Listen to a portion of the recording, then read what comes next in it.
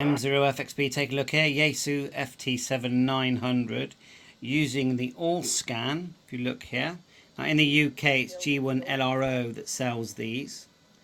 Effectively it's a COS and PTT interface for the All-Star image that's running on my Raspberry Pi 3B. So this particular model has a 6-pin connector on the back. Looks like that, but you can actually get a twin pin model. If you look there, it says K1RXTX, so that's the same as your Baofeng radio, and I'll test it with a Baofeng. This is the other model that Mark makes. The front looks the same, I believe. Yeah, the front looks the same. The radio is set on the same frequency, you can see there, as here. So the radio almost becomes like a hotspot. Now I've got a dummy load on. Okay, just going into a dummy just for test purposes. There are some USB settings within the, and I'm using ham VoIP here, and I'll just show you the Supermon and the settings in a sec. But effectively, the clever All-Star, and you do need an All-Star number, is telling the radio when to receive and transmit. It's piping through the audio from the All-Star image, and the radio interface, the 110, is telling it when to transmit, receive, and it's basically doing all the All-Star image software. Needs hardware to make it work. You need a radio if it's a radio node, because you can actually do it with no radio.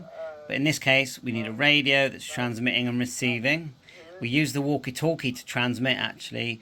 So if I walk away with my walkie-talkie, this radio does all, it allows me to have real radio between this radio and this radio. So let me show you the USB settings. So this is just Supermon, and we can put in a node number here and connect and disconnect. I'll just show you now. Just look, disconnect. We're no longer connected. And it does sound as good as real radio. And if we reconnect, and then you can see what your device is up to here and a lot more. So when you log into PuTTY, the key ones here are, if you look here, I is set to low and J is set to USB invert, and that's enabled mine to work.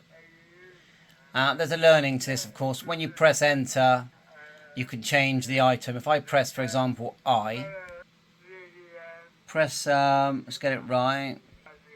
Actually, we'll do J. So we'll go J, then enter. And you get these choices, you see. And then you choose the one you want. And it changes.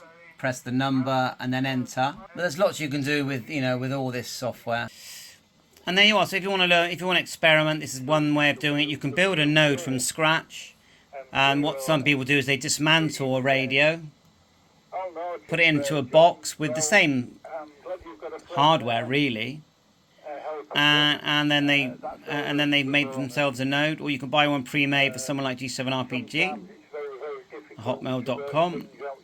This little box means I effectively don't need to use a CM108, which is one of these that's been modified by, if you look on eBay, you've got Bill there selling them pre-modified, and there's a few different variants. And then normally a couple of those wires that you're seeing there will solder to a radio. Well, this box effectively allows you not to solder to the radio. So I think it's pretty good. Anyway, sounding excellent. Bye for now.